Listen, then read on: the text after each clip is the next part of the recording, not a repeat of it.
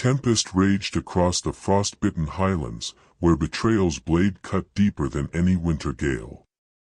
Laird Lachlan Drummond knelt in the crimson-stained snow, his gauntlet hand outstretched toward the broken form of a woman whose violet gaze pierced the storm's fury, defiant even in death's embrace, her bloodied gown a tattered banner of shattered vows. In that harrowing instant, as clans clashed and fates entwined, he defied destiny by sparing her, igniting a fire that would consume empires. If this clash of loyalty and longing grips your soul, smash that like and subscribe now, because the tempests ahead will forge legends from the ashes. Fury howled through the cragged peaks of the Scottish Highlands, where the night sky bled fire from catapulted flames. Laird Lachlan Drummond stood defiant on the shattered ramparts of his ancestral keep, his broad frame clad in weathered plaid and chainmail, snowflakes clinging to his dark beard like reluctant stars. Blood seeped from a gash across his brow, but his steel-gray eyes burned with unyielding resolve as he shielded the ethereal woman behind him, her porcelain skin marred by bruises, her lace gown torn and stained, yet her posture radiated a quiet, unbowed grace that belied the chaos. In that blistering siege, as Etienne Moore's horde breached the gates with roars that shook the earth, Lachlan raised his claymore, knowing one swing could seal their fates or ignite a rebellion of the soul. The air reeked of charred wood and iron tang, the ground trembling under the onslaught of armored wolves, shifters whose forms blurred between man and beast, their howls a symphony of primal hunger. Lachlan's clan, the Highland Sentinels, fought with desperate valor, their tartans whipping in the gale like banners of defiance. But the true storm brewed within. The woman he protected, Seraphina Duval, bore the cursed mark of his nemesis, a glowing sigil on her neck that pulsed with forbidden energy. She clutched his arm, her fingers icy yet firm, whispering, "We end this together, or not at all." Her voice, laced with a French lilt from distant courts, cut through the din, stirring something ancient in his blood, a pull he dared not name. As a massive enforcer lunged, fangs bared in lupin fury, Lachlan parried with a grunt, his blade singing through the air. The beast recoiled, but more surged forward, their eyes gleaming yellow under the torchlight. Seraphina's hand glowed faintly, a veil of ethereal light flickering to life, repelling the nearest attacker with an invisible force that sent him sprawling. "Your power, use it wisely," Lachlan growled, his breath ragged. Yet doubt gnawed at him. Was she salvation or the lure that would doom them all? The keep's walls cracked under another barrage, stones tumbling like thunder, and in the melee, a shadowed figure emerged from the fray, Giles Montrose, Lachlan's trusted advisor, dagger raised not at the enemy, but at Seraphina's back. Betrayal's sting pierced sharper than any claw. "Giles, why?" Lachlan bellowed, spinning to intercept the thrust. Their blades clashed, sparks flying in the frozen night. Giles's face twisted in anguish. "Etienne holds my kin, forgive me, Laird." The words hung heavy as Lachlan disarmed him with a savage twist, but the distraction cost dearly. A claw raked across his side, hot pain blooming. Seraphina cried out, her energy surging in a protective burst that hurled the assailants back, but exhaustion etched her features. The horde pressed on, and as the gates groaned their final surrender, Lachlan realized the battle's heart lay not in steel, but in the fragile bond forming between them, a thread that could weave victory or unravel everything. What would you sacrifice in such a storm of loyalty and love? Drop your thoughts in the comments below. I'd love to hear how you'd face the gale. The wind worried at her torn veil, lifting it like a ghost's hand before letting it fall again. Lachlan hovered there, breath fogging the air, every instinct at war. The laws of the North were clear, Anything bound to Etienne Noir was poison. Mercy had cost his clan blood before. Yet the woman's pulse fluttered weakly beneath his fingers, stubbornly alive, defiant even in ruin. A low growl rumbled in his chest, not at her, but at the unseen hands that had left her here to die. Etienne's work was always cruel, always theatrical. A discarded bride in a gorge was a message as much as a weapon. "She'll freeze before dawn," Lachlan muttered. Leaving her would be an execution by neglect, and that, he realized grimly, was not the man he had become, no matter how hard he pretended otherwise. He shrugged out of his cloak and wrapped it around her, the heavy wool swallowing her slight frame. At the contact, her lashes trembled. A faint sound escaped her lips, half breath, half protest, as if even unconscious she refused to yield. "Easy," he said, the word rough with disuse. It startled him how long it had been since he'd spoken gently to anyone. As he lifted her, pain flickered across her face, but she did not cry out. Instead, her hand curled weakly into his shirt, fingers clutching as though he were the last solid thing in a world that had already betrayed her. The sensation struck deeper than any blade. Lachlan stiffened, jaw tightening, forcing himself to focus on the climb out of the gorge. The journey back was brutal. Snow thickened, the path vanishing beneath white fury, but Lachlan moved with relentless purpose. More than once, he caught movement in the distance, shadows that might have been wolves, or scouts. Etienne did not abandon property lightly. If this woman had been left alive, it was either a mistake, or bait. Dunraven's gates groaned open at his approach, torches flaring as sentries stared in stunned silence. Hamish was the first to reach him. "By the stones, Lachlan, who is that?" "Trouble," Lachlan answered shortly. "Get the healer. Now." They carried her to a warm chamber near the hearth. As the healer worked, cleaning cuts, coaxing warmth back into frostbitten skin, Lachlan stood apart, arms crossed, watching. Up close, she looked younger than he'd thought, though there was a strength in the set of her mouth, even slack with exhaustion. The mark at her collarbone confirmed his fears, Etienne's sigil, branded but poorly healed, as if done in haste. Not a willing bride, then. "She's starved," the healer murmured. "And beaten. But she's a fighter. She didn't want to die out there." Lachlan nodded once. Fighter or not, her presence within his walls would change everything. If Etienne learned she lived, he would come. If the clan learned who she was, they would demand blood or banishment. As if sensing his gaze, the woman stirred. Her eyes opened fully this time, violet and sharp despite the haze of pain. They found him at once.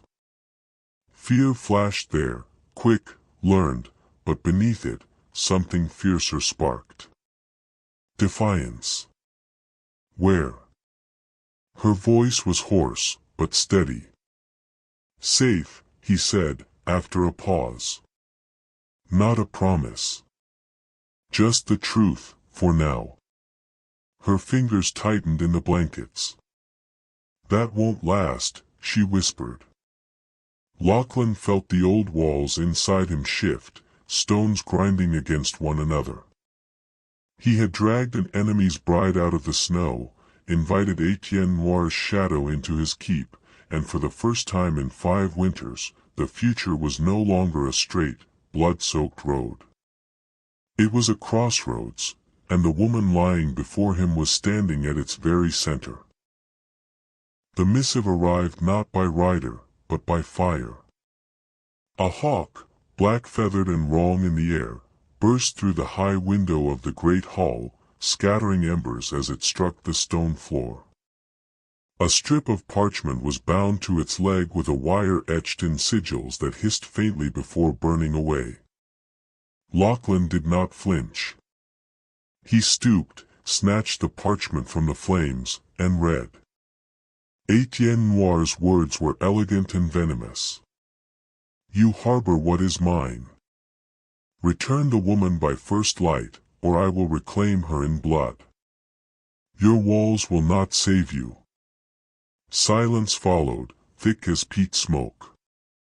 The gathered council, greybeards, captains, and keep matrons alike, turned as one to Lachlan. Some faces were pale with fear. Others burned with old hatred. He means it, Hamish said quietly. The quiet on the borders, it was never mercy. He was waiting. Lachlan folded the parchment with deliberate calm. Let him wait longer. A murmur surged through the hall. One of the elders struck the floor with his staff. Ye doom us all for one southern witch. Before Lachlan could answer, Seraphina's voice cut through the uproar, soft, but unshaken. Not a witch. She stood at the threshold, steadied by Fiona's arm, her complexion still wan but her eyes alight with something that demanded attention. The glow Lachlan had seen before flickered faintly beneath her skin, like starlight trapped behind glass. I am the reason Etienne's borders have held this long, she continued. The reason his soldiers feel no pain, why his scouts vanish from wounds that should kill them. I refused him, yes, but not before I learned how he bends power that is not his. Every gaze snapped to her. Even the most skeptical leaned forward now. Lachlan studied her anew. Not as a burden. Not as a liability. As a fulcrum. You could undo him, Hamish said slowly. Seraphina nodded once. If I live long enough. That night, Dunraven did not sleep. Torches burned along the battlements, blades were sharpened, wards reforged.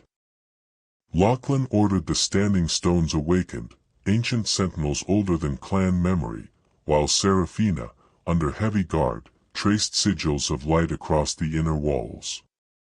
Where her fingers passed, stone hummed, veins of pale gold threading through the granite like dawn breaking underground. It was exhausting work. By midnight she swayed, breath shallow, and Lachlan caught her before she fell. The contact was brief, but it lingered. Power stirred between them, unfamiliar and unsettling.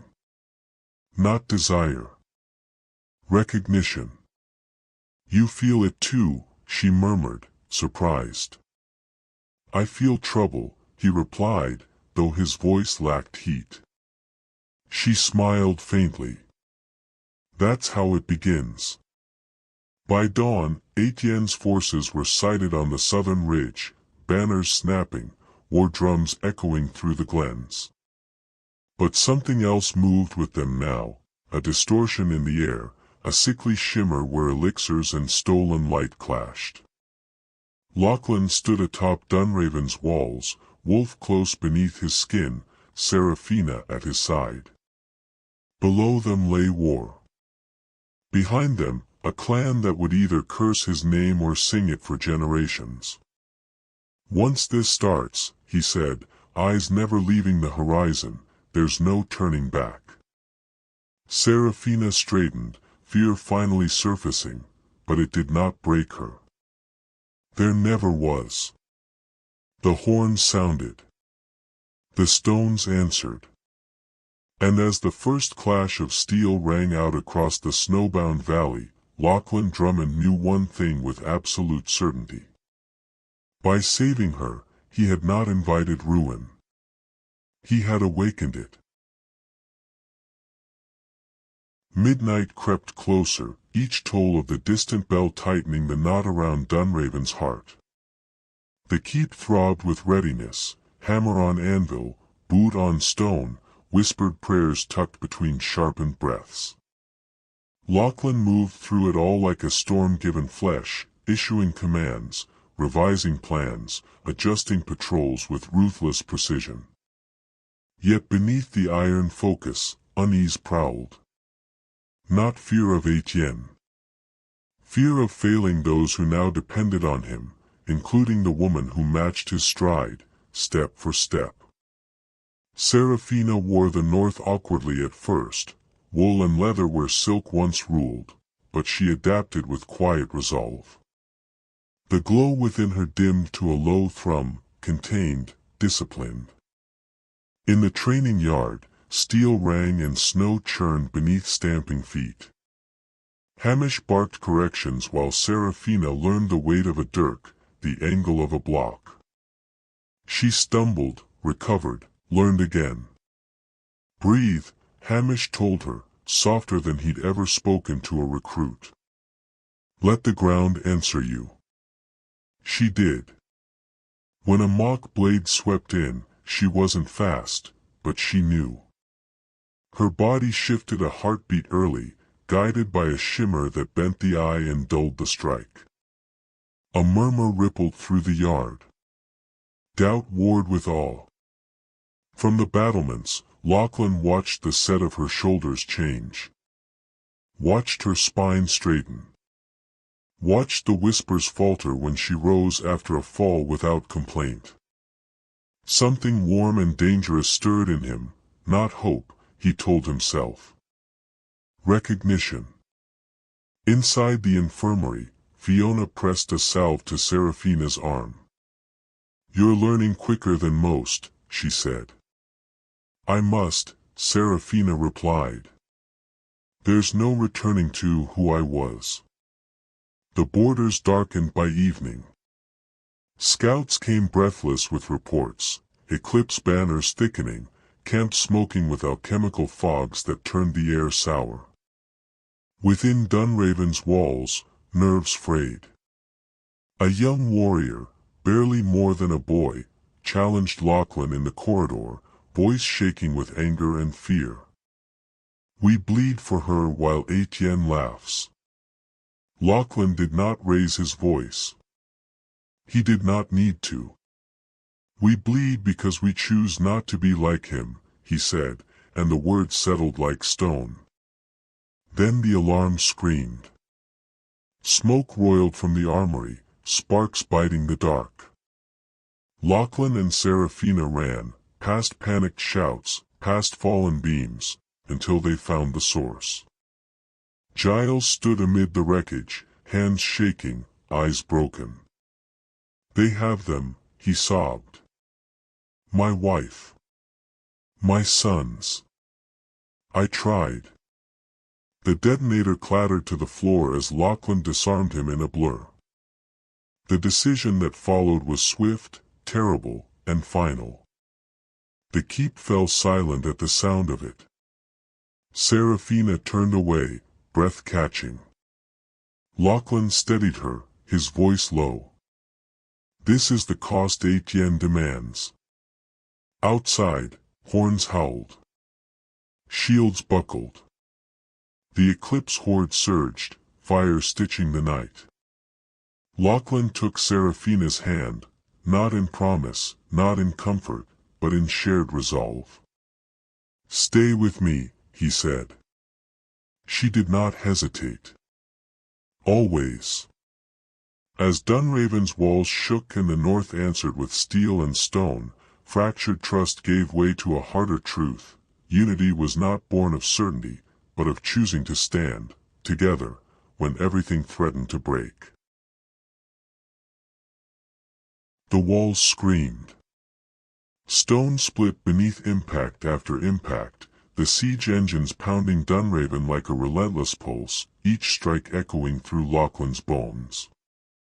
Fire arced through the sky in blazing ribbons, bursting against the ramparts as eclipse shifters surged forward, howling, maddened, fearless in the way only the drugged could be. Lachlan stood at the breach, breath ragged, muscles burning, claymore slick in his grip.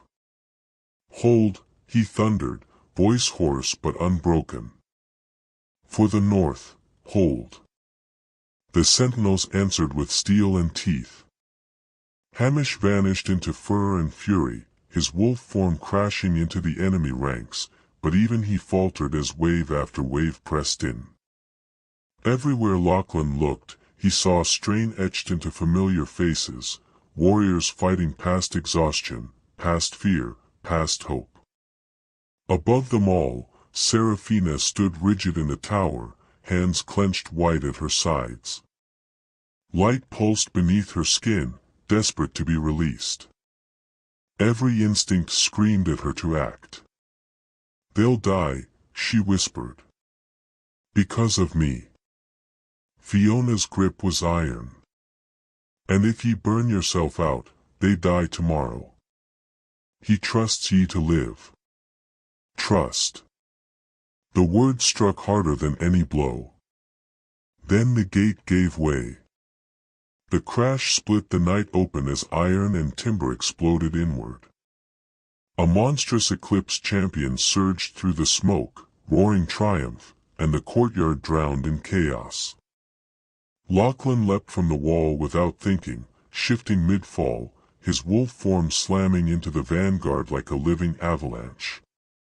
He tore, struck, killed, but pain flared as venom bit deep into his flank. He staggered, breath hitching, vision narrowing. And the light answered. "No more." Seraphina's voice rolled across the battlefield, not shouted but felt. She stood on the balcony, radiant, terrible, luminous, starlight given shape. Power surged outward in a blinding wave. Sentinels straightened as wounds closed and strength flooded back. Eclipse warriors screamed, clutching their heads as the potions in their blood rebelled, minds fracturing under the celestial onslaught. For one impossible moment, the battle stilled. Then Seraphina fell. The glow vanished, leaving her crumpled and pale, breath barely there. Lachlan felt it like a blade through his chest. Slow applause echoed through the smoke. Etienne Noir stepped forward, immaculate and smiling, untouched by the carnage. His guards fanned out, their amulets gleaming coldly, wards that drank in stray light and spat back nothing. "Magnificent," Etienne drawled. "Truly. But predictable." He raised a small device, its runes pulsing. "Your keep sits atop a geothermal spine, Drummond. Charges planted hours ago. One press, and Dunraven becomes a tomb." The words hollowed the world. Surrender her, and his clan lived. Defy him, and everything burned. Lachlan did not argue. He did not beg. He moved. He reached Seraphina's side, lifting her gently as if she weighed nothing at all. Her lashes fluttered, lips parting. "Lachlan." "I've got ye," he said, though his voice broke. He carried her up the tower steps, every stride an act of agony. The clan watched in stunned silence as he emerged onto the balcony. Etienne smiled wider. Wise choice. Lachlan met his gaze, and stepped onto the edge. "Forgive me," he murmured to Seraphina, pressing his brow to hers. Then he leapt. The night swallowed them. Wind screamed past as Lachlan shifted mid-fall, his massive wolf form curling around her, shielding her from stone and death. They plunged into darkness, and vanished into the hidden caverns below. Above, Etienne slammed the detonator. Nothing happened. Fiona stood in the shadows near the gatehouse, bloodied and breathing hard, a faint, satisfied smile on her lips. "Clever toys break easily," she whispered. Etienne's smile finally cracked. Far below, in the cold embrace of the earth, Lachlan landed hard but alive, Seraphina cradled against his heart. As she stirred, weak but breathing, he understood the truth at last. The war was no longer about territory or vengeance. It was about what he was willing to lose, and what he would burn the world to protect. The water dragged at them as if the mountain itself meant to claim its due. Lachlan fought it on instinct alone, limbs heavy, lungs burning, until his paws scraped stone and he hauled them both into the cavern's edge. The darkness closed in immediately, thick, ancient, swallowing sound and hope alike. When he shifted back, the effort stole what little strength remained. He collapsed beside Seraphina, the cavern spinning as the venom clawed deeper into his veins. Her light bloomed instinctively, weak but defiant, painting the cavern walls in pale gold. It revealed the truth he could no longer deny, black and veins spidering from the wound, his skin cold and clammy, his breath shallow. "No," she whispered, horror tightening her voice. "Lachlan, you're dying." He tried to smile and failed. Seems Etienne finally found a way. She did not answer. Instead, she pressed her hands to his flank. The moment her light touched the poison, pain ripped through her like fire through dry grass. She screamed, once, and bit it back, teeth clenched as she drew the venom into herself. The glow around her flared, then faltered, as if choking on the darkness it consumed. "Stop," Lachlan rasped, fingers digging into stone. "You'll kill yourself." "I will not watch you fade," she said through tears, voice shaking but unyielding. "Not after everything." The poison burned its way out of him in a violent rush. Lachlan convulsed, breath tearing from his chest, until at last the darkness retreated, leaving him weak, emptied, alive. Seraphina sagged forward, light dwindling to a faint ember as she collapsed against him. In that fragile stillness, something shifted, quiet, profound. The brand at her neck flickered, cracked, and vanished entirely, as if it had never been. The forced bond broke, replaced by something unspoken yet absolute. Not claimed. Chosen. But survival brought no comfort. Cold crept in, relentless. The cavern offered no clear path, only water, stone, and shadows stretching endlessly beyond the reach of her fading glow. Above them, the distant mountain groaned, a low rumble that spoke of collapse and burial. Lachlan stared into the dark, the weight of failure settling heavier than his wounds. "I led them into this. I chose her, and lost everything." Seraphina felt it in him, the spiral of guilt tightening like a snare. She lifted a trembling hand to his face. "Listen to me," she said softly. "We are not finished. Not you. Not me." "There's no way out," he murmured, voice raw. "No army. No keep. Just ghosts." "Then we do not die like ghosts," she replied. "We endure. Or we burn bright enough to be remembered." Hours passed, or moments.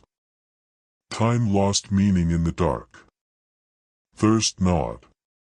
Pain returned in dull waves.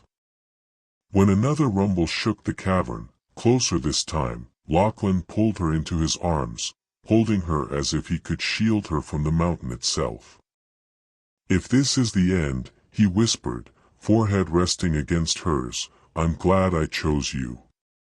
Her light flickered once more, faint but stubborn, reflecting in his eyes. "Then it isn't the end."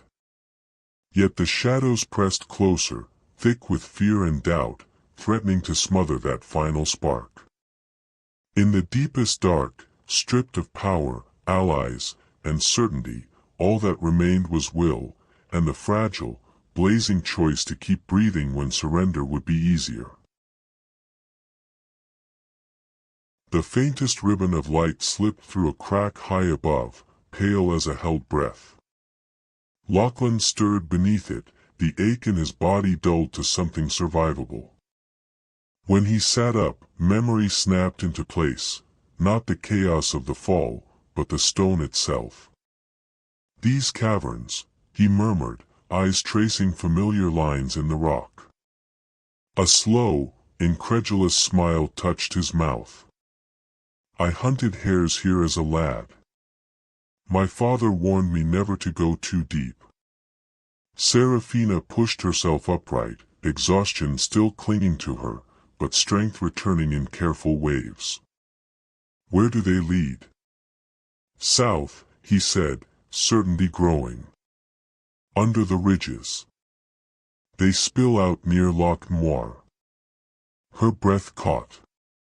Etienne's lands. His blind side. For the first time since the fall, something like hope stirred, thin, dangerous, alive. They moved cautiously, following memory and instinct through winding passages until cold night air kissed their faces. Snow whispered underfoot as they emerged far from Dunraven's ruin, the world open and hostile again.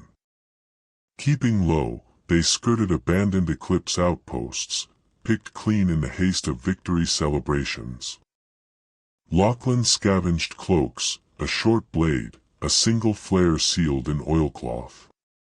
Serafina cloaked them in illusion, bending shadow and scent until they passed like ghosts between sentries. In a hidden glen, they paused. Serafina sank to her knees, channeling a careful thread of light to close scrapes and steady trembling limbs. The bond between them thrummed, quiet, chosen, unforced, stronger for having been tested in darkness. Lachlan crouched before her, armor finally cracking. "I've led men all my life," he said softly. "But this, choosing someone over everything I knew, terrified me." She met his gaze without flinching. "Freedom always does." He rested his forehead to hers, a vow spoken without ceremony. "Ye claimed my heart freely."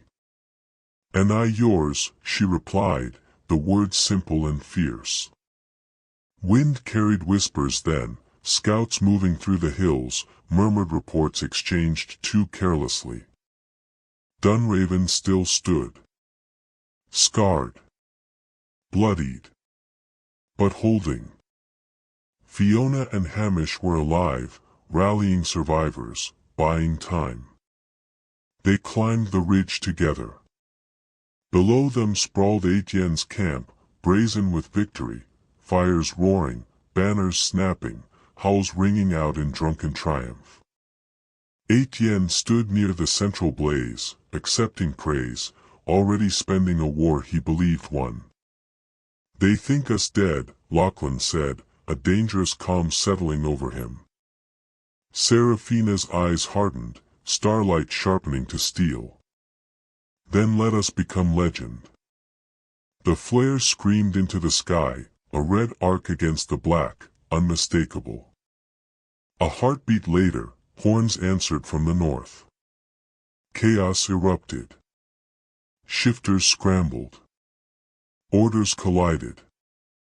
As the Eclipse ranks surged uphill, Serafina stepped forward, power rolling out to break the charge, while Lachlan met them blade first, moving with the terrible grace of a man who had already lost everything worth fearing. Side by side, they advanced, not reckless, but resolved. Each step burned doubt away. Each strike rewrote the night. The tide began to turn, not because of numbers or might alone, but because hope had returned, blazing and contagious, forging courage where despair had ruled. And somewhere in the clash of steel and light, the reckoning drew near. The ridge dissolved into pure chaos. Eclipse wolves hurled themselves uphill in a frenzy of snapping jaws and flashing blades, their eyes glassy, bodies reckless under the grip of Etienne's concoctions. Lachlan met them head-on. He shifted mid-charge, obsidian fur rippling as his wolf form crashed into the vanguard like a living avalanche.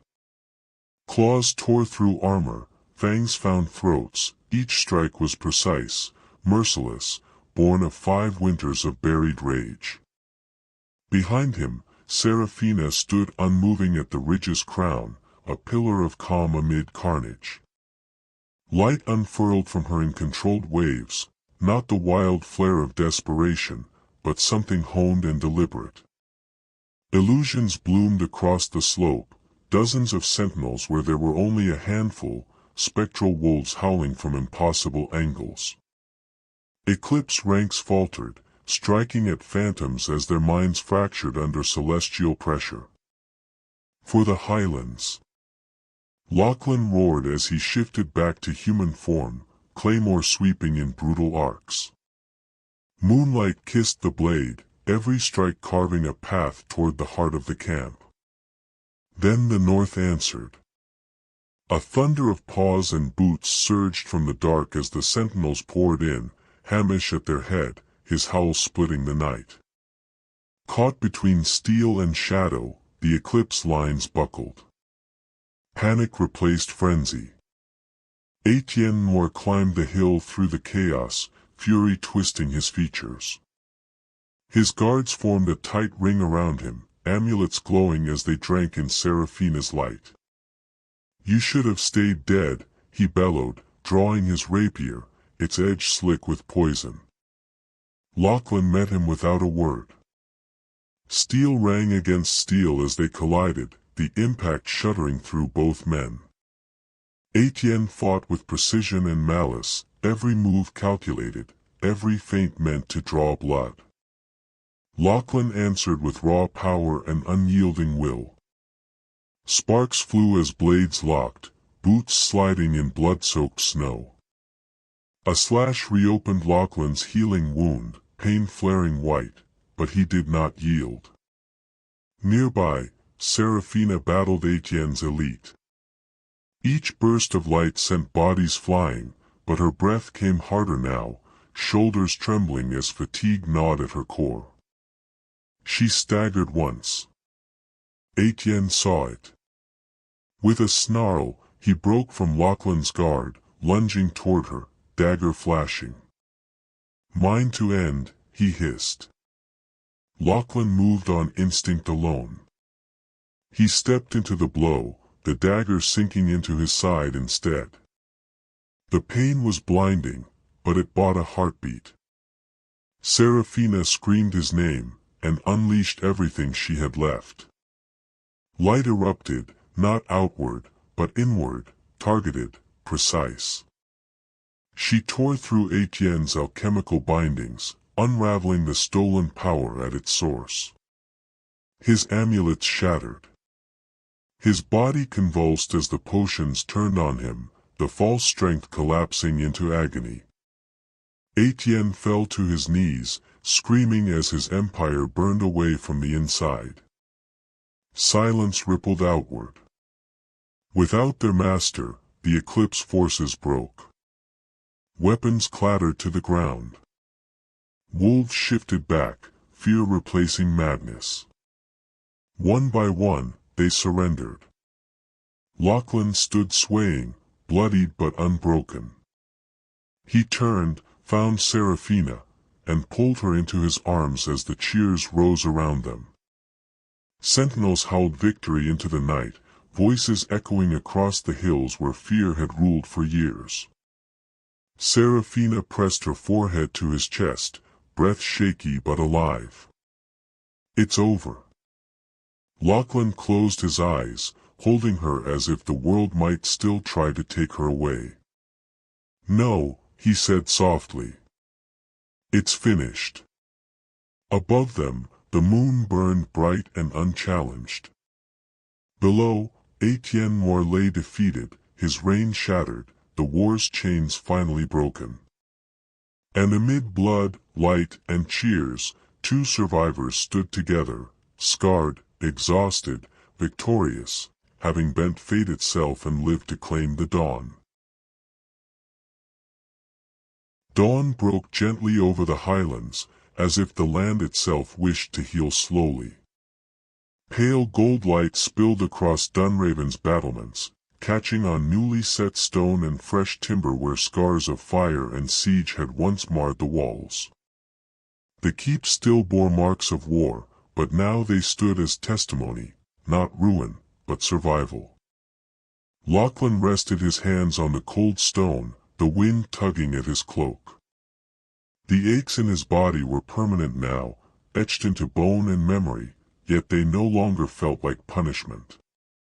Below, the glen stirred to life, smoke rising from hearths rebuilt together, banners of once rival clans snapping side by side. Where distrust had ruled, oaths were spoken anew. At his side, Seraphina watched the locks shimmer, her presence calm and luminous without effort. She no longer hid her light. It flowed gently through her now, not a weapon but a promise. The council chamber had echoed for days with hard conversations. Some of Etienne's followers were exiled south, stripped of their chains and poisons. Others, those broken more than cruel, were given a chance to remain, bound by new laws forged in shared blood and shared grief. Lachlan did not rule alone anymore. A council of clans stood with him, voices varied, tempers tested, but united by a truth learned the hard way: isolation was weakness, unity was strength. The naming ceremony came with no crown of gold, no southern pomp. Beneath blooming heather and open sky, the clans gathered in a wide ring. Seraphina stepped forward, clad in woven white and blue, her glow soft as morning mist. When Lachlan took her hand, the earth seemed to hum, a quiet, ancient approval. "Ye mended more than my flesh," he whispered, just for her. "Ye taught me how to hope without fear." "And you taught me," she replied, voice steady, "that power chosen freely becomes something else entirely." Light flowed outward then, not blinding, not overwhelming, washing over the gathered clans like warmth after winter. No one knelt. No one bowed. They simply stood together, witnesses to renewal. In the weeks that followed, wounds closed in ways no magic could manage alone. Hamish saw to Giles's family personally, ensuring they were sheltered, honored, and never forgotten, proof that loyalty could outlive betrayal. Fiona's name spread beyond the north, sung by traders and travelers alike, her clever hands and sharper mind now the stuff of fireside tales. Seraphina opened the old tower not as a stronghold, but as a school. Young shifters came with cautious curiosity, learning to listen to the land, to balance instinct with restraint. Under her guidance, light became harmony, not domination, an answer to Etienne's legacy of misuse. Feasts returned to the glens. Laughter echoed where screams once had. Children played beneath standing stones that no longer whispered of loss alone, but of endurance. As dusk settled one evening, Lachlan and Seraphina walked the battlements together, fingers entwined, gazing out over waters that reflected a sky unscarred by flame. "Our reign begins," Lachlan said quietly, "not as a claim of power, but of responsibility." Seraphina smiled, her light warm against the gathering night. "And this time, it will endure." The north stood whole again, not unbroken, but unbowed. And in that hard-won peace, hope took root, deep and lasting, promising stories yet to be told.